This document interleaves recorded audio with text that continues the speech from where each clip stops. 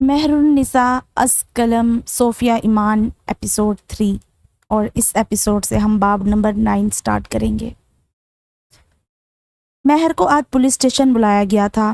اس سفید خالی کمرے کی چکا چوند روشنی اب اس کی آنکھوں کو تھکانے لگی تھی۔ شاید وہ انٹروگیشن روم تھا۔ وہاں بیٹھ کر اندازہ کرنا مشکل تھا کہ مہر شکار ہے یا مجرم، لیکن کچھ تھا جو اس سے زیادہ اس کے حواسوں کی توجہ مانگ رہا تھا۔ وہ اس کے سامنے میز کے متوازی بیٹھا وجود تھا، ہمیشہ کسی عجلت اور سختی۔ تھانے کی ہوا میں تیمور کے رنگ بدل جاتے تھے۔ تیمور نے بات کا آغاز کیا۔ ہم نے برہان کو ریسیو ہوئی تصاویر اور ویڈیوز کا ڈیٹا انالیسس کیا ہے۔ باقی تفصیلات کے ساتھ ایک چیز جو واضح ہے وہ یہ ہے کہ برہان کا اس سب سے کوئی تعلق، کہہ سکتے ہیں کہ وہ سیف سائٹ پر ہے اگر تم اس سے دوبارہ ملاقات کے بارے میں سوچ رہی ہو تو۔ مہر نے اس بات میں سر ہلایا۔ وہ جانتی تھی برہان کا اس سب سے کوئی تعلق ہو بھی نہیں سکتا۔ مہر کی سرخ سوجی آنکھیں ابھی تک بھاری تھی۔ تمہارے اطراف میں سیکیورٹی بڑھا دی جائے گی۔ مہر نے فوراً تیمور کی جانب دیکھا۔ کیا میں پہلے سے بھی زیادہ غیر محفوظ ہوں؟ مہر نے کیا بات کہہ دی تھی؟ کوئی بھی وہاں دوسرا سنتا تو شاید ہنس دیتا۔ تیمور نے اس بات میں سر ہلایا۔ مہر نے ایک گہرا سانس خارج کیا۔ Perfect I guess. لہجہ تھکا ہوا تھا۔ مجھے اب آگے کیا کرنا ہے؟ تیمور نے پورے وقت میں پہلی دفعہ چہرہ اٹھا کر مہر کی جانب دیکھا۔ مہر بے جان سی نگاہوں سے اسے ہی دیکھ رہی تھی۔ تیمور کے دیکھنے پر بھی اس کی نظر میں کوئی لرزش نہیں آئی۔ اب تم حفاظت کے ساتھ اپنے گھر جا سکتی ہو، وہ کہہ تو رہا تھا لیکن اس کا تجسس مہر کے سرخ پپوٹو پہ جمع تھا۔ مہر نظریں پھیر گئی، وہاں سے اٹھی، اپنا بیگ کندھے پر سیٹ کیا، جانے کو قدم میز کے پیچھے سے نکالے، پر پھر جاتے جاتے رکی، ذرا کو تیمور کی جانب گھومی، چند لمحے سر کے۔ برہان کا بیک گراؤنڈ چیک کرنے کا شکریہ، پر نہیں، میں اس سے دوبارہ ملنے کا ارادہ نہیں رکھتی۔ عدیل کے رویے کی وجہ سے وہ بلا وجہ برہان سے چڑ گئی تھی۔ کچھ دیر خاموشی رہی، تیمور کا چہرہ واپس جھک گیا، دونوں جانب خاموشی برقرار رہی، پھر مہر فوراً وہاں سے نکل گئی۔ وہ اس سے زیادہ تیمور کے سامنے کھڑے ہونا برداشت نہیں کر سکتی تھی۔ اس کے سانس کی نالی میں کچھ اٹک رہا تھا۔ وہ تیز تیز قدم اٹھاتی اسٹیشن سے باہر آئی، باہر کھلے آسمان تلے کھل کر سانس لیا۔ 7 سال قبل بھی ایسے ہی ایک فریب نے اسے جکڑنا چاہا تھا، پر آج نہیں، اتنے سالوں بعد بھی نہیں۔ سوچے مطلب نہ بنا سکی تو دونوں ہاتھوں سے اپنا چہرہ سختی سے بھینچا۔ مہر نے جلدی جلدی اپنے تمام احساسات کو لپیٹا، جیسے کپڑوں کو بھری الماری میں ٹھونسا جاتا ہے اور پھر ان پر پٹ بند کر کے نظریں پھیر لی جاتی ہیں۔ سانس متوازن کر کے اب وہ سڑک پر نگاہ دوڑا رہی تھی جب مہرو، ایک چہکتی زنانہ آواز اس کی پشت پر ابھری تھی۔ مہر ٹھٹکی۔ مہر اس لہجے کو 100 لہجوں میں بھی پہچان سکتی تھی، پر کانوں نے لمحے کو یقین نہیں کیا تھا، حتیٰ کہ وہ آواز کی سمت مڑی۔ وہ وجود مہر کی جانب ہی آ رہا تھا۔ وہ چہرہ اور وہ آواز اسے 7 سال قبل بھی یوں ہی پکارا کرتی تھی۔ ماضی کا ایک دوسرا پرندہ عین اس کے سامنے آن بیٹھا تھا۔ ایک رات قبل، رات ڈیوٹی کے آخری اوقات میں نئی انویسٹیگیشن میٹنگ بیٹھی تھی۔ تمام چہروں پر ایک سکوت تھا۔ وہاں سالوں قبل شواہد کی کمی کی بنا پر بند کر دیے گئے کیس کو دوبارہ کھولا گیا تھا۔ تیمور کرائم میپ کی جانب چہرہ کیے کھڑا ایک گہری سوچ میں تھا۔ سینے پر باندھ رکھے ہاتھوں میں سے ایک ہاتھ نکالا، سامنے بورڈ پر 2 الفاظ تحریر کیے۔ بورڈ پر 2 ماضی کے کیسز کی میپنگ تھی، ایک 2 سال قبل اور ایک 5 سال قبل۔ کمرے میں موجود باقی چہروں پر کچھ خاص پسندیدگی کے آثار نہ تھے۔ وہ وہاں کی انویسٹیگیشن ٹیم تھی، انہیں تیمور کی تفتیشی عمل میں دخل اندازی کچھ خاص نہیں بھائی تھی۔ مجھے نہیں معلوم کہ پچھلے دونوں کیسز میں واقعتاً شواہد کی کمی تھی یا پھر کسی کی لاپرواہی۔ دونوں خواتین کی گمشدگی سے قبل درج کروائی گئی اسٹاکنگ کی شکایت اور اس دورانیے میں ہونے والے واقعات کی وقوع پذیری ہمارے اس تیسرے کیس سے مکمل میل رکھتی ہے، لیکن ہم وکٹم کو ابھی اس امر سے آگاہ نہیں کر سکتے۔ کیا دوسرے الفاظ میں آپ کہنا چاہ رہے ہیں کہ ہم تیسرے وکٹم کو ایز اے بیٹ استعمال کریں گے؟ ہم تیسرے وکٹم کو شکاری کے عین حلق تک پہنچا دیں گے، یوں کہ شکاری کو پورا یقین آ جائے کہ وہ اس کی ہے، اور پھر عین نگلنے کے وقت ہم شکار کو واپس کھینچ لیں گے۔ میں آپ کا اعتماد سمجھتا ہوں سر عالم، لیکن کیا آپ جان بوجھ کر یہاں رسک فیکٹر کو اگنور کر رہے ہیں، یا آپ بھی بس جلد از جلد اس کیس کو ختم کر کے اس کا تمغہ اپنے نام کرنا چاہ رہے ہیں؟ تیمور مڑا تھا، دوسرے آفیسر کی جانب دیکھا۔ آفیسر نے بات جاری رکھی۔ اگر ہم نے تیسرے وکٹم کو بھی کھو دیا تو ہم سب کے سب ایک ساتھ اپنی نوکری سے ہاتھ دھو سکتے ہیں، اور اب جب ڈی ایس پی کی جانب سے ہمیں ضرورت سے زیادہ امارات مل چکی ہیں، ایک تو ماضی میں بند کر دیا گیا کیس دوبارہ کھول رہے ہیں، کیس بھی وہ جو میڈیا میں اچھے خاصے عرصے تک پولیس کی بدنامی کا سبب بنا رہا تھا، مجھے اس سب سے کچھ اچھے نتائج کی بو نہیں آ رہی۔ یہ کیس میں اپنی ذمہ داری پر ذاتی طور پر ڈیل کر رہا ہوں، فکر مت کرو، سارا ملبہ صرف میرے اوپر گرے گا، تم اپنے کالر کی فکر بچا رکھو۔ کہتا تیمور واپس بورڈ کی جانب متوجہ ہوا۔ وہ سب سمجھ رہے تھے کہ تیمور عالم کیا چاہتا ہے، پر وہ سب اس کے نتائج سے مکمل آنکھیں چرا گئے تھے۔ باب نمبر 10 ماضی۔ مہرو۔ یہاں لیکچر ختم ہوا اور یہاں وہ مہر کے کندھے سے آن لٹکی۔ وہ تیمور کی کزن تھی، اسٹوڈنٹ سوسائٹی کے ممبرز میں اکلوتی زنانہ ذات، سمن۔ مہر گڑبڑائی۔ وہ سمن کو پہچانتی تھی، لیکن اس سے کسی قسم کی جان پہچان نہیں تھی۔ ہماری ہیرو مہر النساء میر، اب جلدی چلو، سب تمہارا انتظار کر رہے ہیں۔ مہر اس کے بازو کے حلقے سے باہر آئی تھی۔ میں کیوں تم لوگوں کے ساتھ باہر جاؤں گی؟ تم کیوں نہیں جاؤ گی؟ مہر کو اپنے ساتھ گھسیٹتے وہ اپنے اڈے عرف ایونٹ سوسائٹی کے آفس میں آ چکے تھے۔ کچھ دیر قبل جب سمن نے کیفیٹیریا میں مہر کو تیمور کے پاس سے اٹھ کر جاتے دیکھا تھا تو تب ہی سمجھ گئی تھی کہ تیمور نے کیا چالاکی دکھانے کی کوشش کی ہے۔ مہر سے پاس نکلوا کر انہوں نے دروازہ کھولا اور اندر گھستے اے سی آن کرتے سیدھے ہوئے۔ مہر وہیں دروازے میں کھڑی انہیں دیکھے گئی۔ اسے کچھ خاص فرق نہیں پڑتا تھا۔ ہاں، البتہ ایک انجانی شرمندگی تھی۔ نہ جانے وہ سب اس کے بارے میں کیا تصور کر رہے ہوں گے کہ تیمور نے اسے پاس کیوں دیا، پر خیر، خیال جھٹکتی وہ وہاں سے مڑنے لگی تھی جب تیمور تپا ہوا وہاں داخل ہوا۔ اگر تم لوگوں نے اے سی چلایا، وہ بس چلانے ہی والا تھا جب سامنے مہر کو دیکھ کر ایک دم اس کی زبان واپس تالو سے جا لگی۔ مہر کو ایک تفصیلی نگاہ سے دیکھتا اندر آیا۔ عین مہر کے سر پر آ کر سرگوشی کے انداز میں مصنوعی خفت دکھائی۔ میں نے پاس تمہیں اس لیے نہیں دیا تھا۔ مہر نے جواب نہیں دیا اور فوراً چہرہ پھیر گئی۔ اگر ڈین کو معلوم ہوا نا تو میں صاف تم سب کی ذمہ داری لینے سے مکر جاؤں گا۔ اے سی کا ریموٹ کھینچا اور اسے واپس بند کیا۔ تیمور نے کچھ فائلز اٹھائی اور مہر کے سامنے صوفے پر دھری۔ اب تم یہاں ہو تو پھر ذرا کام میں ہاتھ بھی بٹا دو۔ سیریسلی؟ مہر اندر تک کلسی تھی۔ وہ یہاں آئی نہیں تھی، اسے یہاں لایا گیا تھا زبردستی۔ وہ لوگ ٹرپ پلان کر رہے تھے اور مہر کو خاموش دیکھ کر اس کی جانب متوجہ ہوئے۔ آخر سب یونیورسٹی ایک ہی کام کے لیے تو آتے تھے، انٹرٹینمنٹ۔ مہر، تم ہمیں کوئی آئیڈیا دو۔ مہر ٹھٹکی، نفی میں چہرہ ہلایا، دل ایک دم ڈوبا۔ ابھی وہ مہر کو بتائیں گے کہ مہر کس قدر دقیانوس ہے، کس قدر بورنگ ہے۔ شٹ، اسے کچھ نہ کچھ تو یاد رکھنا چاہیے تھا۔ ایک دم گلٹ ہونے لگا کہ اسے مشہور سپاٹس کے بارے میں کیوں نہیں پتا۔ اس دفعہ ہم میرے فیملی فارم ہاؤس پر جائیں گے۔ بھائی کاروبار کے سلسلے میں باہر ہیں، سو کوئی روک ٹوک نہیں۔ تیمور نے توجہ کے تمام دھاگے اپنی جانب موڑے۔ رائٹ، اور مہر بھی ہمارے ساتھ جائے گی، سمن نے اعلان کیا۔ مہر ٹھٹکی۔ سب نے ایک ساتھ چہرہ موڑ کر مہر کی جانب دیکھا۔ مہر نے نفی میں سر ہلایا۔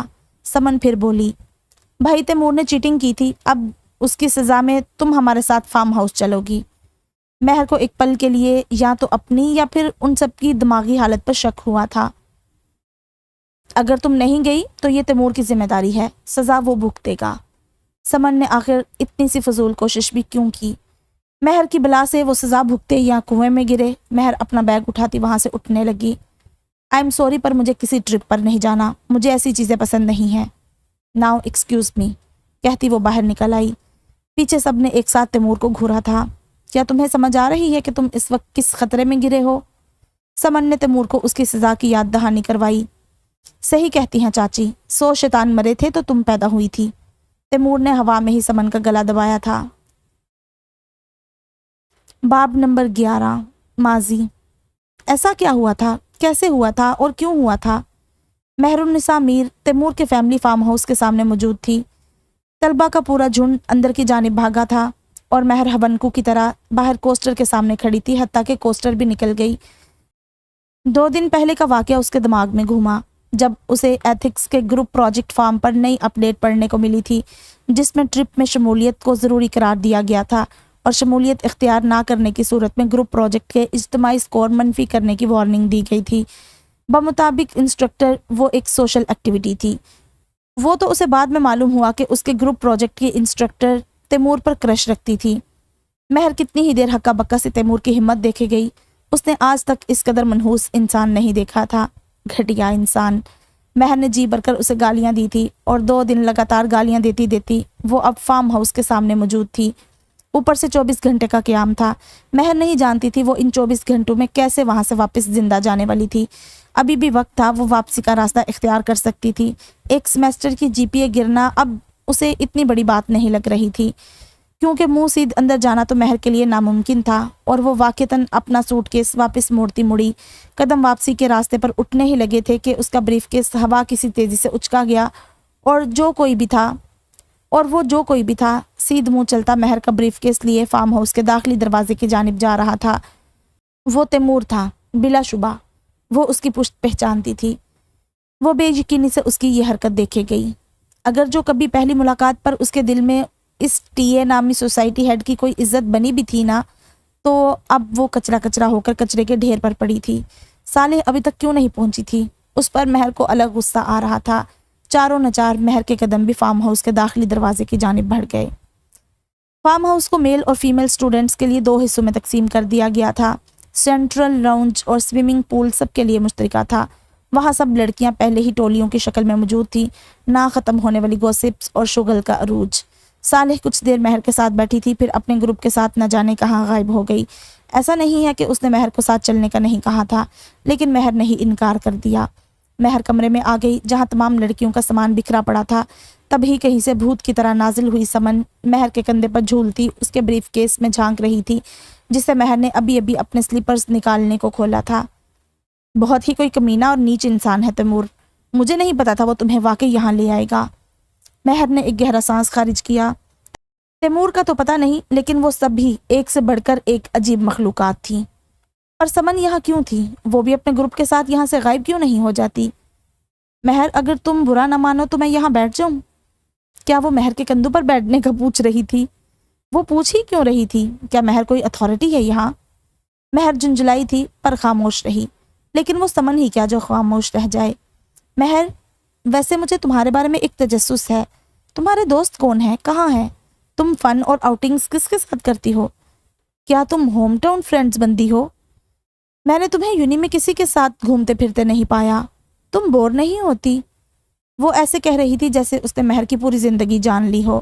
مہر نے کندھے کو ذرا جھٹکا دیا، جس پر سمن خود بخود گرتی زمین پر ڈہ گئی، اور پھر سمن نے وہیں کروٹ لی، سر کھڑے بازو کی ہتھیلی پر جمایا اور جواب کا انتظار کرنے لگی۔ میں دوستیاں نہیں کرتی، مہر بریف کیس واپس بند کرتی بولی تھی۔ ایسا نہیں ہوتا، کوئی بھی بغیر دوست کے نہیں رہ سکتا۔ پتہ ہے مجھے کیا لگتا ہے؟ تمہیں گاڈ کمپلیکس ہے۔ سمن کی اس قدر ضروری پیشن گوئی کا شکریہ۔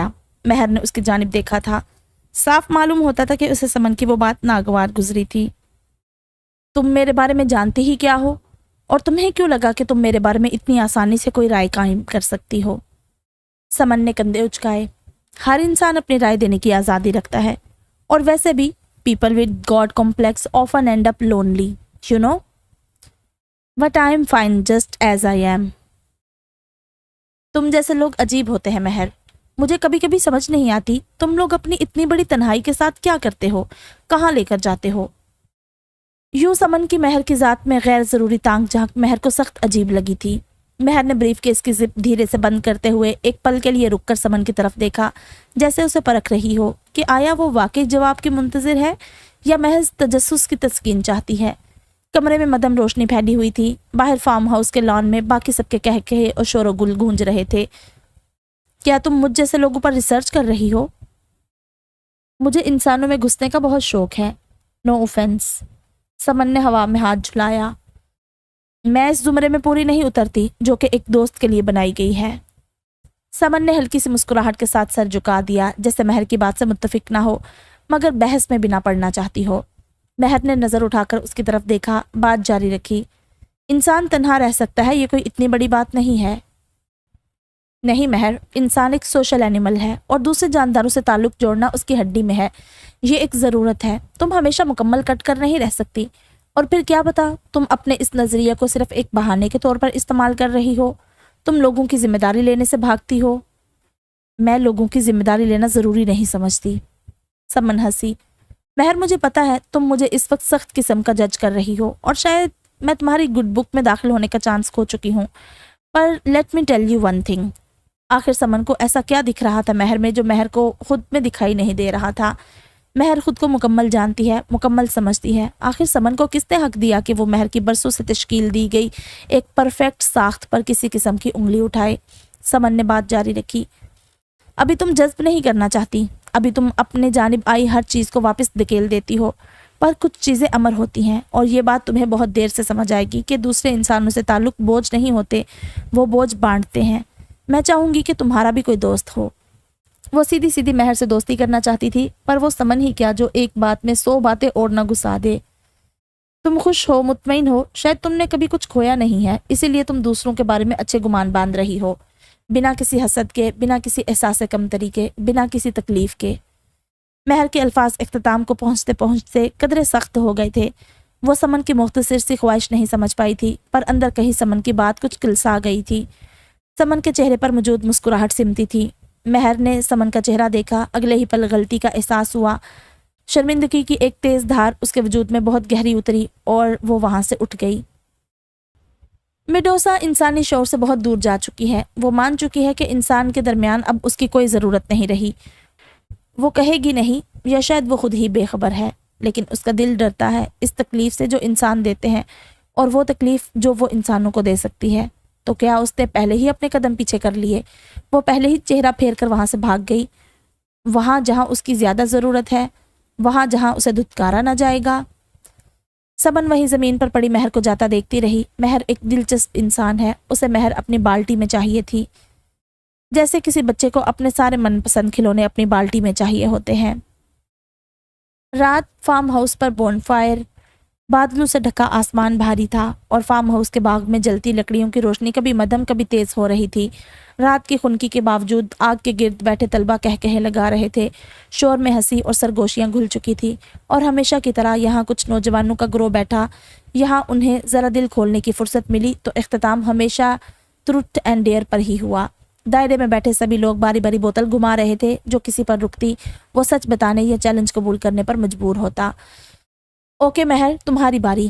بوتل کی گردن مہر کی طرف اشارہ کر رہی تھی۔ صالح مہر کے بازو میں بازو ڈالے اس سے چپک کر بیٹھی تھی۔ ٹروتھ یا ڈیئر؟ مہر نے لمحہ بھر سوچا، پھر کندھے جھٹکتے ہوئے بولی، ٹروتھ۔ اس کے سامنے موجود لڑکی کے کان میں کسی نے سرگوشی کی۔ وہ ہنسی، پھر معنی خیز لہجے میں بولی، تم نے اکبر والا ڈرامہ صرف اکبر سے جان چھڑانے کے لیے کیا تھا، رائٹ؟ تم سیمسٹر کے سٹارٹ سے اسے جانتی ہو، وہ تمہارا بوائے فرینڈ بھی تھا۔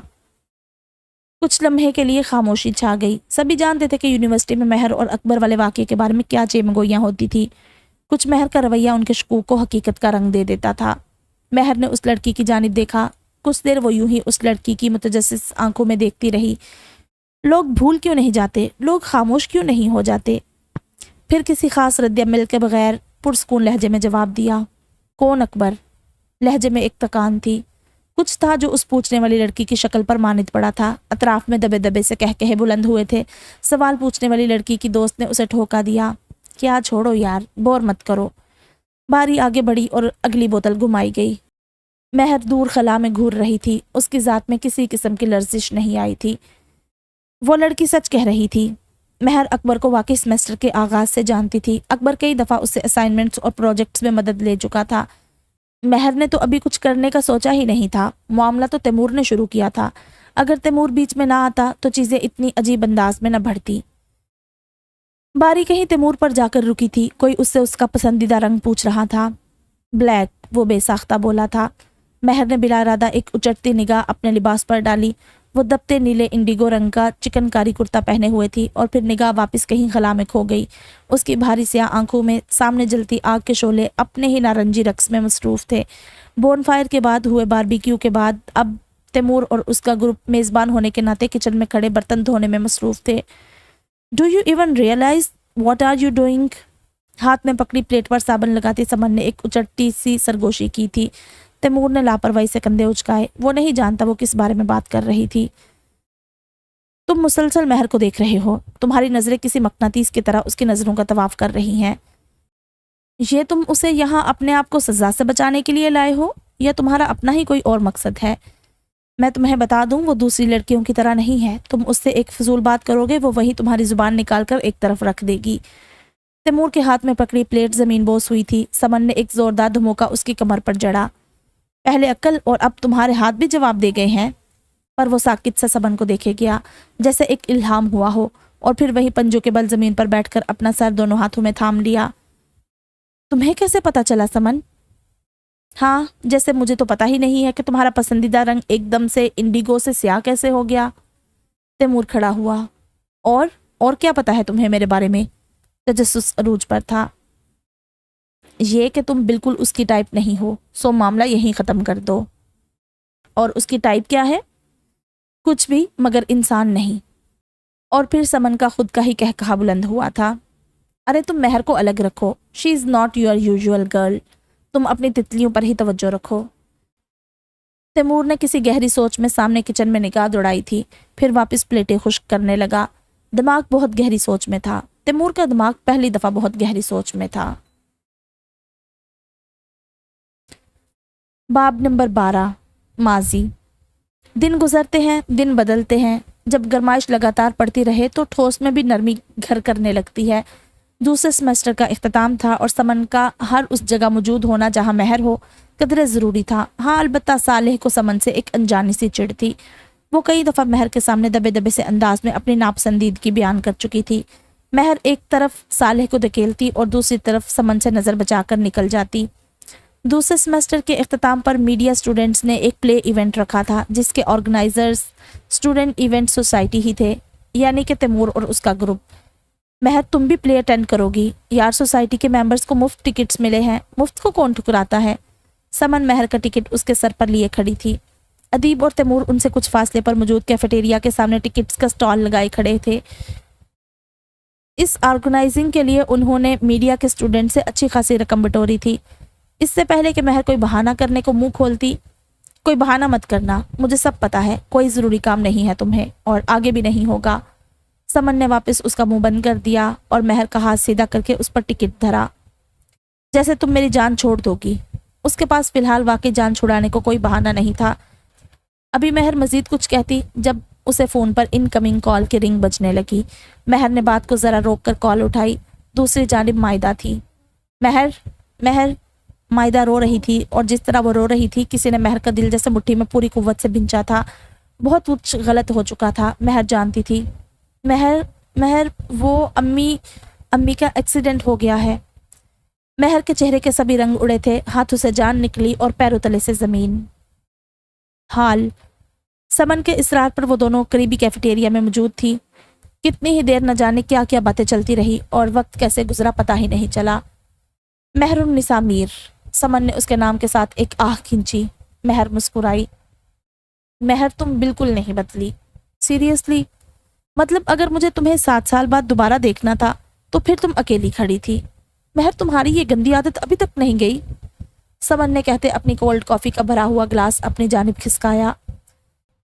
समन, मैं बस एक बिजी इंसान हूँ और कुछ नहीं। क्या तुम पुराने किस्से छेड़ कर बैठ गई हो? पता है महर, मैं जानती थी तुम्हें अकेला नहीं छोड़ा जा सकता। मुझे तुम्हारी माँ होना चाहिए था, फिर देखती मैं कैसे तुम इतनी सेल्फ आइसोलेटेड बनती। खैर, मुझे ये बताओ। समन की बात पर महर खामोशी से उसे देखे गई। महर आज तक नहीं समझ पाई थी कि समन को महर में ऐसा क्या दिखता है जो महर को खुद में नहीं दिखता। कि तुमने इतने सालों में किसी को भी अपने लायक नहीं पाया? महर हंसती।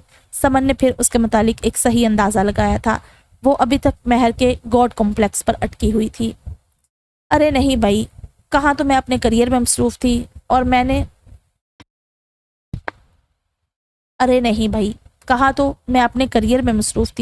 और मैंने इस साल इरादा किया है शादी का। सब ठीक है, परफेक्ट है। किससे शादी का?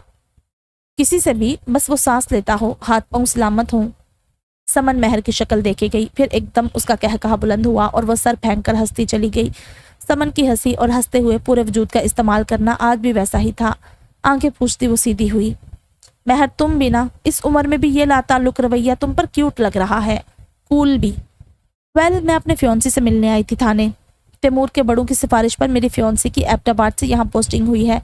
मुझे अभी कुछ याद आया था, पता नहीं, मैं उसे किसी वजह से मिलने आई थी शायद, अब मुझे याद भी नहीं। वेट, महर की जानिब देखा। महर, तुम्हें पता है तैमूर की भी यहाँ पोस्टिंग हुई है? कुछ देर महर के रद्द-ए-अमल की मुंतज़िर रही, पर सामने से कुछ खास रद्द-ए-अमल नहीं आया। तुम्हें हैरत नहीं हुई जानकर?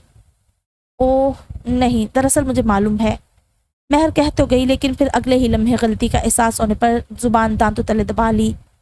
تمہیں پتا ہے؟ مہر نے کھسیانے سے انداز میں اس بات میں سر ہلایا۔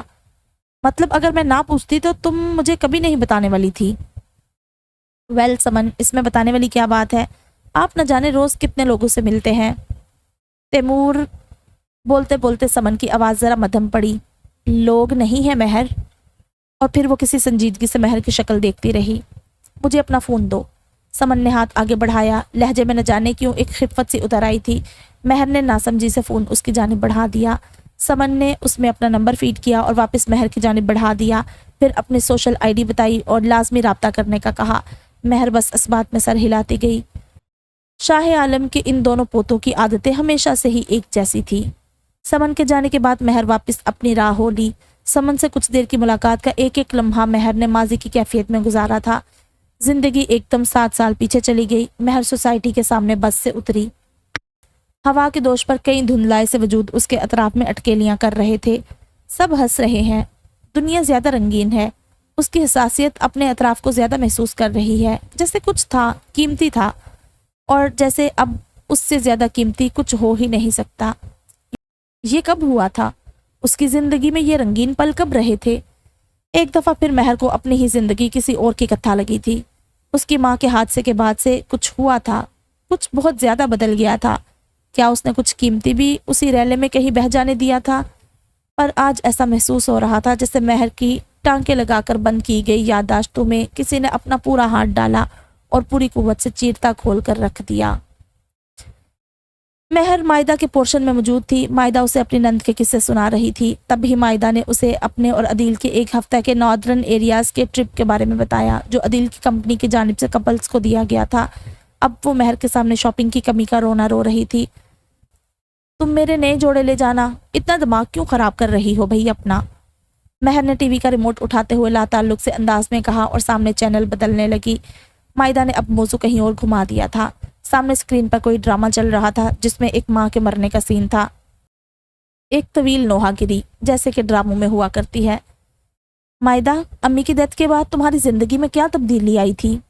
مائدہ کی چونچ کو ذرا بریک لگی۔ یہ مہر نے کیا سے کیا بات نکالی تھی؟ پتہ نہیں، مجھے کچھ خاص یاد نہیں، بس امی کی کمی محسوس ہوتی تھی۔ پر پھر میری اور عدیل کی شادی ہو گئی تھی، سو شاید میرا غم عدیل اور اس کی فیملی کا خیال رکھنے میں بٹ گیا۔ مہر نے اس کی بات سے شاید اکتفا کیا تھا، اس بات میں سر ہلایا۔ مہر نے اپنی یادداشت میں کہیں بھٹکتے یاد کرنا چاہا کہ اس نے کیا کھویا تھا۔ نہ جانے کیوں اس کے معدے میں ایک گراسی پڑنے لگی۔ مہر نے چینل میوٹ کر کے ریموٹ واپس میز پر دھرا اور وہاں سے اٹھتی اپنا جوتا اڑسنے لگی۔ اچھا مہر، مجھے اپنے کچھ سوٹ نکال دینا پلیز یاد سے۔ مائدہ نے اسے جاتا دیکھ کر مصروف سے انداز میں کچن سے آواز لگائی تھی۔ مہر اپنے پورشن میں آ گئی، آہستگی سے آ کر صوفے پر ڈھہ گئی، صوفے کے بازو پر تھوڑی ٹکائی اور سامنے اسٹول پر پڑے فش بول میں جھانکا۔ اس میں تیرتی گولڈ فش اپنے معمول کے دائرے میں گھومتی، کبھی پیندے میں موجود مصنوعی پودوں میں جا کر الجھتی۔ یہ اس گولڈ فش کی مصروف ترین زندگی تھی، اور اپنی اس مصروف ترین زندگی میں وہ اکیلی تھی۔ لاؤنج کی خاموشی میں سمن کے ساتھ کی گئی ساری گفتگو دوبارہ کسی فلم کی طرح چل رہی تھی۔ وہ پورا 1 گھنٹہ مائدہ سے باتیں کر کے آئی تھی، پر ابھی بھی اس کا سخت دل چاہ رہا تھا کسی سے بات کرنے کا۔ مہر نے اپنا فون اٹھایا، کچھ دیر اپنی کانٹیکٹ لسٹ دیکھی، وہاں کوئی ایسا کانٹیکٹ نہیں تھا جس سے وہ بات کر سکتی۔ مہر کو کچھ لمحے لگے، کچھ حیرت ہوئی، کچھ خلا محسوس ہوا، چبھتا خلا۔ وہ ابھی یہ بات کس کو بتائے کہ اس کے دل میں تاریکی نہایت بھاری قدموں کے ساتھ اتر رہی ہے۔ مہر نے اجلت میں سارا کا کانٹیکٹ کھولا، گلے میں کچھ اٹک رہا تھا۔ میسج تحریر کیا۔ میسج لکھ کر وہ کتنی دیر بغیر بھیجے اسے یوں ہی دیکھتی رہی۔ بھلا سارا کہاں سمجھے گی جو مہر کے اندر چل رہا ہے، اور بھلا کیا ہی دلچسپی رکھتی ہوگی، اور یہ کہ وہ سارا کو بتا کر سارا کی نظر میں اپنا امیج خراب کرے گی۔ اسے خود پر ہی ہنسی آئی تھی۔ میسج واپس ختم کیا اور سارا کا نمبر بند کر دیا۔ وہ تنہائی کا دورہ معمول تھا جو وہ سالوں سے جی رہی تھی، پر کچھ دیر بعد وہ گزر جاتا تھا۔ وہ اس معاملے میں مضبوط تھی، وہ ان تنہائی کے دوروں کی عادی تھی۔ کبھی کبھی رات کی سیاہی میں اگر وہ زیادہ دیر اپنی ذات کے ساتھ تنہا بیٹھ جاتی تو یہ تنہائی کے ہلکے اسے اپنی آغوش میں لینے کو دوڑے چلے آتے تھے۔ رات کی تنہائی ظالم ہوتی، اور اس تنہائی میں آپ ایک خاص مدت کے لیے اکیلے بیٹھے رہے تو اس کے سائے آپ کے ساتھ ہم آہنگ ہونے لگتے ہیں، پر جلد یا بدیر رات گزر جاتی ہے۔ آخر آپ اپنی تنہائی کو کیوں ہی رو سکتے ہیں؟ اور تبھی اس کی اسکرین پر ایک میسج ابھرا۔ مہر نے سست سے ہاتھوں سے اسکرین آن کی، دل تھما۔ وہ اس تنہائی کی عادی تھی، پر وہاں اسکرین پر چمکتا نام یہ اس کی عادت میں شامل نہیں تھا۔ SHO عالم، نیچے اس کا میسج ابھرا تھا۔ امید ہے کہ سمن نے تم سے کچھ الٹا سیدھا نہ کہا ہو۔ مہر کچھ دیر اس میسج کو دیکھتی رہی، جواب لکھنے لگی۔ وہ اپنے منگیتر سے ملنے آئی تھی، کافی عرصے بعد سمن سے مل کر اچھا لگا مجھے۔ مہر نے جواب لکھ کر بھیج دیا تھا، دوسری جانب فوراً دیکھ بھی لیا گیا۔ مہر نے کبھی نہیں سوچا تھا کہ اس کا اور تیمور کا پہلا میسج یہ ہوگا۔ اس سب میں کچھ مزاحیہ تھا۔ وہ مدھم سا مسکرائی تھی۔ یس رائٹ، تیمور کا مختصر جواب آیا۔ مہر نے چیٹ بند کی اور سوشل میڈیا کی جانب بھاگنے لگی۔ اس وقت وہ غلطی سے بھی کسی سے بات نہیں کر سکتی تھی۔ ابھی اس کے دل کی حالت ذرا کمزور تھی، ایسے میں کہی گئی باتوں پر وہ ہمیشہ پچھتاتی تھی۔ اس کی اسکرین پر چلتی ویڈیو کے اوپر دوبارہ SH عالم کا میسج ابھرا تھا، گڈ نائٹ۔ مہر کے اطراف میں بیٹھی تنہائی نے ایک تیز نگاہ سے مہر کو گھورا تھا۔ وہ کچھ سونگھ سکتی تھی، دھوکہ۔ وہ مہر سے دھوکے کی بو سونگھ رہی تھی۔ اس سیاہی نے اپنے پنجے باہر نکالے، اس میں بہت سارے خدشات انڈیلے اور مہر کے دل کی جانب لپکے۔ مہر نے ایک گہرا سانس خارج کیا، اس سے پہلے کہ وہ خدشات مہر کے دل میں اتر پاتے۔ گڈ نائٹ، مہر نے ایک جوابی ٹیکسٹ لکھ کر بھیج دیا۔ اس گڈ نائٹ میں کوئی خاص احساس نہیں تھا۔ وہ کسی کمزور لمحے کا نتیجہ نہیں تھا، لیکن اس کے نتیجے میں مہر کے اطراف میں کچھ بدلا تھا۔ تنہائی نے پھٹی اور شکستہ آنکھوں سے اسے دیکھا تھا۔ اس کے پنجے ہوا میں ہی کہیں تحلیل ہو گئے تھے۔ مہر نے آنکھیں میچ لی۔ ان 7 سالوں میں مہر کو کبھی کسی نے گڈ نائٹ کہا تھا، پر مہر کے لیے ایک گڈ نائٹ اتنا اہم کیوں ہو گیا تھا؟ دراصل وہ ایک احساس تھا، احساس کے جیسے کوئی آپ کی موجودگی سے واقف ہے۔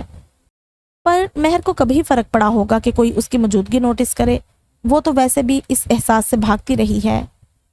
نہیں، انسان ایک ناشکری مخلوق ہے۔ کسی چیز کی موجودگی میں اسے ٹھکرانا اور ٹھکراتے جانا، کیونکہ وہ کسی نہ کسی صورت میں اسے ملتی رہتی ہے۔ لیکن پھر اگر جو ایک غیر معمولی طویل عرصے تک اس سے واقعی وہ چیز لے لی جائے اور پھر اسے لوٹائی جائے، تو وہ کسی بھوکے جانور کی طرح اس کی جانب لپکتا ہے۔ پھر اسے ایک دم وہ چیز بہت قیمتی معلوم ہوتی ہے، چاہے وہ کوئی بہت معمولی سی چیز ہی کیوں نہ ہو۔ سمن تیمور کے آفس میں اس کے عین سامنے براجمان تھی۔ تیمور اسے مکمل اگنور کرتا اپنی فائل سٹڈی کر رہا تھا۔ اس لڑکی کو بالکل احساس نہیں تھا کہ اسے کس وقت کہاں ہونا چاہیے اور کہاں نہیں۔ میں مہر النساء سے ملی تھی آج۔ تیمور خاموش رہا۔ مجھے پوچھنا روڈ لگا، تم مجھے بتاؤ کہ وہ تھانے کیوں آئی تھی؟ سمن میں اتنے اخلاقیات کب سے جاگنے لگے؟ تمہارا منگیتر اپنے ڈیسک پر ہے، تم وہاں جا کر اس سے مل سکتی ہو۔ میں اسے یہاں آفس میں نہیں بلاؤں گا تمہارے لیے۔ تھانہ ہے یہ، تمہارے ابا جی کا آفس نہیں، بلکہ تم یہاں ہو ہی کیوں؟ ارے بھائی مجھے پتا ہے، میں نے بلانے کا کہا بھی نہیں ہے، اور تم مجھ سے کچھ چھپا رہے ہو۔ نہیں، مہر کتنی بدل گئی ہے۔ جیسے جیسے میں اسے دیکھتی گئی مجھ سے وہ پہچانے ہی نہیں جا رہی تھی۔ پر وہ یہاں کیوں آئی تھی اگر تم دونوں کا کوئی تعلق نہیں؟ سمن، روز ہزاروں لوگ ہزاروں وجوہات کی بنا پر تھانے آتے ہوں گے، اب کیا میرا ان سب سے کوئی تعلق ہونا چاہیے؟ پر وہ مہر ہے، اور یہ تم مہر کی زبان کیوں بول رہے ہو؟ سمن ضدی سے انداز میں بولی تھی۔ تیمور نے چہرہ اٹھایا، اس کی نگاہ سخت تھی۔ تمہارا منگیتر کل ایک پولیس مقابلے میں زخمی ہوا تھا، تمہیں یاد ہے یہ نہیں؟ وہ زندہ ہے، کافی ہے، ابھی مجھے سکون سے مہر کے بارے میں سوچنے دو۔ کسی ادا سے تھوڑی ہتھیلی پر ٹکاتی وہ کرسی پر مزید دراز ہوئی۔ تیمور نے سامنے موجود انٹرکام اٹھایا، کان کو لگاتے کچھ بٹن دبائے۔ رابطہ جڑا تو ناصر، ذرا 2 آفیسرز کو اندر بھیجو، کوئی بن بلایا مہمان یہاں سے جانے کو تیار نہیں ہے۔ یس سر، سمن نے اسے گھورا تھا۔ احسان فراموش انسان، پھر بڑبڑاتی وہاں سے اٹھ گئی۔ اگر میں نے تمہیں نہ بتایا ہوتا کہ تم مہر کو پسند کرتے ہو تو کیا تمہیں کبھی پتا چلتا کہ تم مہر کو پسند کرتے ہو؟ تانا مارتی وہ آفس سے نکل گئی۔ سمن کی آخری بات پر تیمور کے ماتھے کا آخری تیور معدوم ہوا، لبوں پر ایک مسکراہٹ دوڑی، اور پھر کچھ لمحوں بعد منہ پر ہاتھ رکھ کے وہ ہنستا چلا گیا۔ باب نمبر 13، ماضی۔ مہر ابا کے ساتھ ہی ہسپتال پہنچی تھی۔ مائدہ وہاں پہلے سے موجود تھی۔ مہر کے آگے آگے ہی عدیل اور اس کے والدین بھی وہاں پہنچے تھے۔ امی ICU میں تھی، ایک گہما گہمی تھی۔ وہاں کسی کو کسی کی جان بچانی تھی۔ کیا کوئی دنیا میں آ رہا تھا؟ کیا کوئی دنیا سے جا رہا تھا؟ ہر کوئی رو کیوں رہا تھا؟ مہر کو لگا جیسے سال بھر کی نحوست ایک دن میں سمٹ آئی تھی۔ حالت کریٹیکل کنڈیشن سے باہر آئی تو امی کو ICU سے جنرل وارڈ میں منتقل کر دیا گیا تھا، جہاں انہیں باقاعدہ چیک اپ میں رکھا جانا تھا۔ پر یہ اختتام نہیں تھا، امتحان تو ابھی شروع ہوا تھا۔ امی کو اسپائنل انجری آئی تھی جس کی وجہ سے وہ روزمرہ کی معمولی حرکات سے ابھی مکمل قاصر تھی۔ ابا جلدی اپنی زندگی میں واپس چلے گئے۔ ان کا کاروبار زیادہ انتظار نہیں کر سکتا تھا۔ ہاں البتہ مہر اور مائدہ نے امی کی دیکھ بھال کے لیے ڈیوٹی لگائی تھی۔ ہسپتال کی جانب سے مکمل نرسنگ نہیں دی گئی تھی، سو خاندان کے کسی ایک فرد کو فزیو تھراپی سیشن کے دورانیے میں لازمی آنا ہوتا تھا، جو کہ دوپہر سے شام تک کا وقت لے لیتا تھا۔ مہر عصر سے کچھ دیر بعد امی کو کھانا کھلا کر پھر سونے کے لیے تنہا چھوڑ دیتی اور خود باہر آ جاتی جب تک کہ رات کے اوقات کار کا آغاز نہ ہو جاتا۔ رات کے اوقات کار میں وہاں مہر کو رکنے کی اجازت نہیں تھی۔ اگر کبھی کسی خاص وجہ سے امی کی حالت میں خرابی کے باعث انہیں جذباتی سہارے کی ضرورت ہوتی تو مہر کو رات بھر بھی وہاں رکنا پڑتا۔ مائدہ کا یونی کا آخری سال تھا، سو مہر مائدہ کو کم سے کم پریشان کرنا چاہتی تھی۔ مہر کا تو ابھی آغاز تھا، وہ بعد میں بھرپائی کر لے گی، یہ اس کی آخری سوچ تھی۔ مہر کو کبھی فرق نہیں پڑا کہ اس نے اپنوں کو دیتے دیتے اپنا کتنا کھو دیا۔ شاید کبھی مہر کو سکھایا گیا ہوتا کہ اپنوں کے ساتھ جان مارنے میں توازن کہاں، کتنا اور کیسے رکھا جاتا ہے تو چیزیں مختلف ہوتی۔ نہ جانے کیوں اندر کہیں مہر کو ہمیشہ سے اپنوں سے ایک امید تھی، ایک اٹل سی امید کہ اس کے اپنے اسے بچا لیں گے۔ اگر جو کبھی مہر کھونے لگے تو وہ اسے پکڑ لیں، اگر جو کبھی مہر کھونے لگے گی تو وہ اسے پکڑ لیں گے، اور مہر کبھی اپنی اس خوش فہمی سے دستبردار نہ ہو سکی۔ امی کی دیکھ بھال کے اس دورانیے میں مہر کا دوسروں سے بنا تھوڑا بہت تعلق بھی بس جاتا رہا۔ یونی وہ بس بھاگی بھاگی جاتی، لیکچر نپٹاتی اور وہاں سے آ جاتی۔ اگر کبھی سمن اور گروپ سے ٹاکرا ہوتا تو ہسپتال کا بہانہ کر کے فوراً وہاں سے نکل آتی۔ کسی چیز کو معمول بننے میں زیادہ عرصہ نہیں لگتا۔ مہر کی امی کی حالت بحال ہونے میں اچھا خاصا وقت لے رہی تھی۔ مہر کو کوئی شکایت نہیں تھی، اس کا کچھ نہیں جا رہا تھا۔ وہ اپنی طرف سے اپنی ماں کے لیے مکمل وقت نکال رہی تھی۔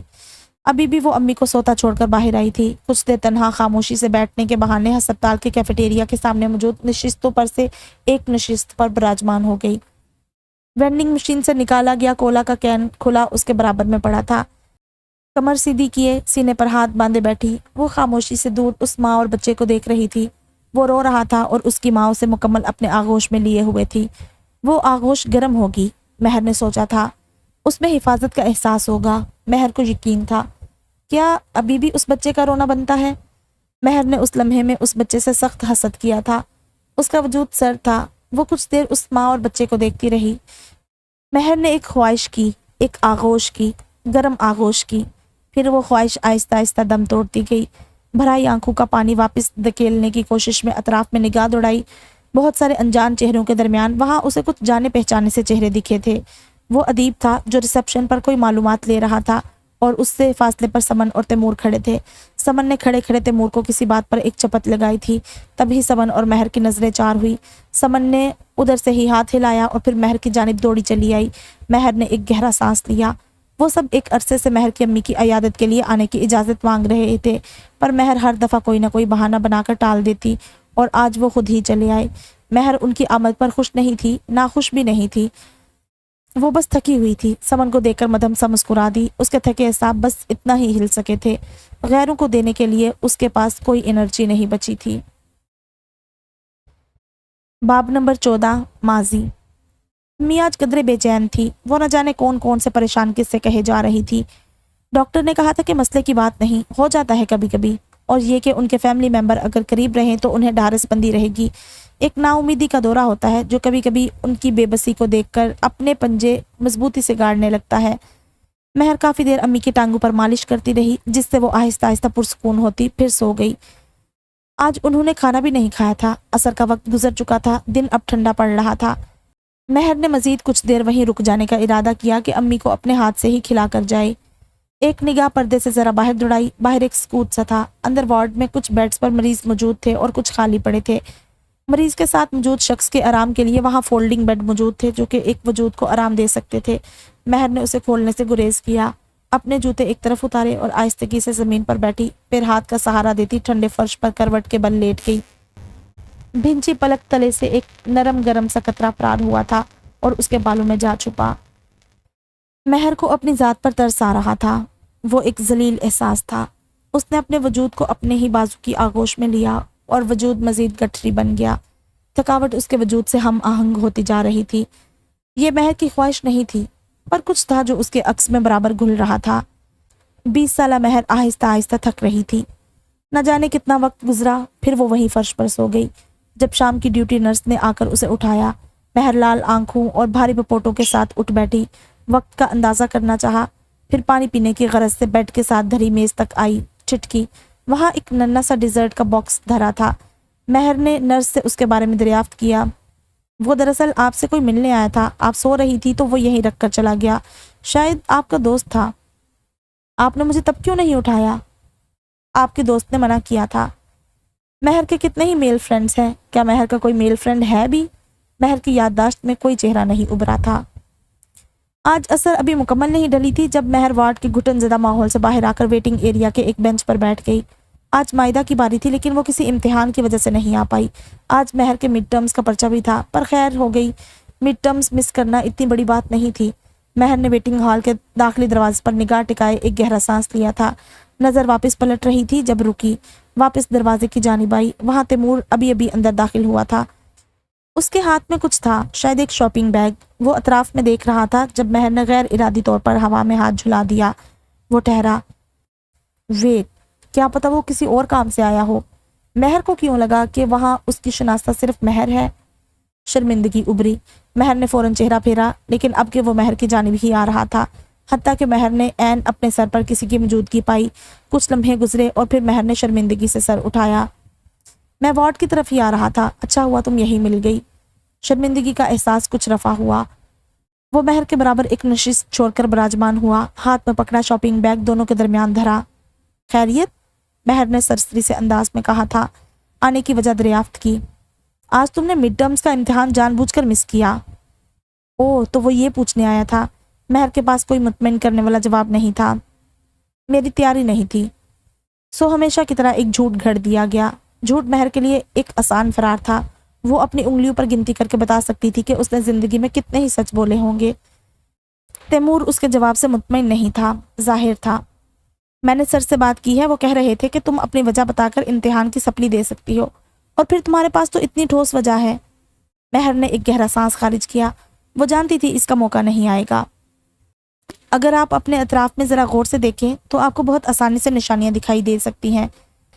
اگر آپ ذرا غور کریں تو جانے والا اب اپنا لباس درست کر رہا ہوتا ہے، اپنے مفلر دوبارہ باندھ رہا ہوتا ہے، اس کے جوتوں کی نوک اپنا رخ بدل لیتی ہے، اور اب وہ زیادہ تیزی سے اپنا چہرہ اسبات میں ہلا رہا ہوتا ہے۔ غیر ارادی طور پر وہ اپنے تئیں آپ کو تمام اشارے دے چکا ہوتا ہے کہ اب وہ جانے کی تیاری پکڑ رہا ہے۔ وہ نہیں جانتی تیمور سب کے لیے ہی ایسے قدم لیتا ہے یا مہر کو کسی خاص قسم کا ٹریٹمنٹ دے رہا ہے۔ مہر نے تیمور کی جانب دیکھا۔ کبھی کبھار آپ کسی کو دیکھتے ہو اور ایک عجیب خواہش کرتے ہو کہ کاش آپ سامنے والے کی چاہت ہوتے۔ مہر نے بھی اس لمحے میں کچھ ایسی خواہش کی تھی، ٹکٹکی باندھے تیمور کو دیکھتے۔ وہ ایک عجیب خواہش تھی، پر اگلے ہی لمحے اسے تیمور سے آگے اور تیمور سے پہلے بہت کچھ دکھا تھا، سب سے بڑھ کر یہ امر کہ مہر کے پاس دینے کو کچھ نہیں تھا۔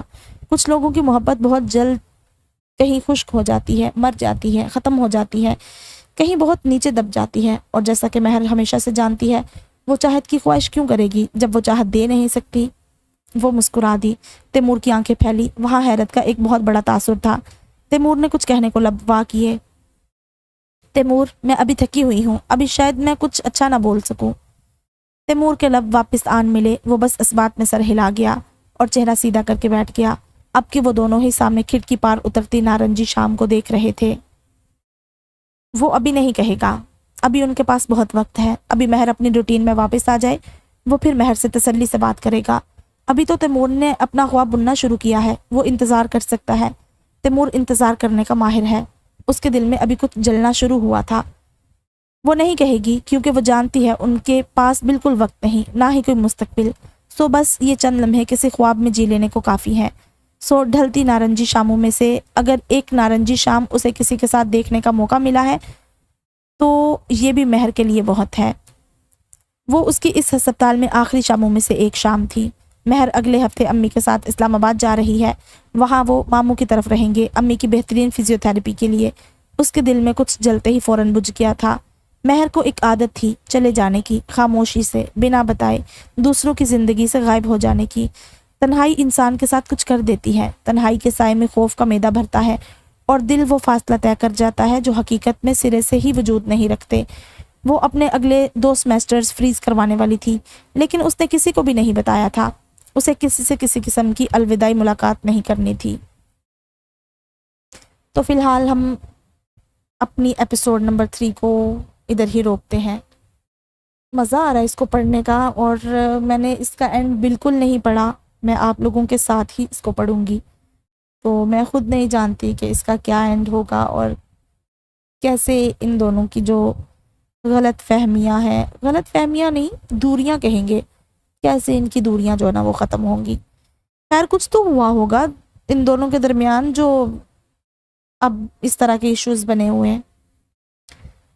اچھا، ایک سین میں جب پڑھ رہی تھی، جب مہر کی امی ہاسپٹل میں تھی تو اس نے لیٹنا تھا، تو ادھر جو بیڈ پڑے ہوئے تو آپ فرش پہ، ہاسپٹل کے فرش پہ بہن کون لیٹتا ہے؟ ہم تو جائیں اگر کبھی ہاسپٹل یا کہیں چھوٹے سے بھی ادھر میڈیکل سیٹ اپ میں چلے جائیں تو کبھی زمین فرش پہ ہاتھ نہیں بھائی لگاتے. اتنے جرمز ہوتے ہیں ادھر، تو کہیں ادھر ادھر کسی چیز کو ہاتھ نہیں لگاتے. میں تو ایون چیئرز کو بھی زیادہ نہیں کرتی. ظاہر ہے وہاں ہر طرح کے مریض آتے ہیں، تو آپ نے ضرور کوئی انفیکشن لگوانا ہے خود کو. تو یہ تو بہت ہی کوئی اممیچور اس کی اپروچ تھی کہ وہ فرش پہ سو گئی ہاسپٹل کے، اور نرس نے بھی اس کو پہلے نہیں اٹھایا، اور جو تیمور صاحب اس سے ملنے آئے انہوں نے بھی نہیں اٹھایا. کوئی تو سمجھدار ہوتا، بی بی دماغ خراب ہے، اٹھ جاؤ، یہ فرش پہ کون لیٹتا ہے؟ اور وہ بھی ہاسپٹل کے فرش پہ. گھر میں تو خیر ہے، گھر میں تو ہم لیٹتے ہیں، کوئی وہ تو ایک عام سی بات ہے، لیکن ہاسپٹل کے فرش پہ یہ سمجھ نہیں آئی. خیر جلد ہی ملیں گے نئی ایپیسوڈ کے ساتھ، تب تک آپ اپنا بہت سارا خیال رکھیں. اللہ حافظ.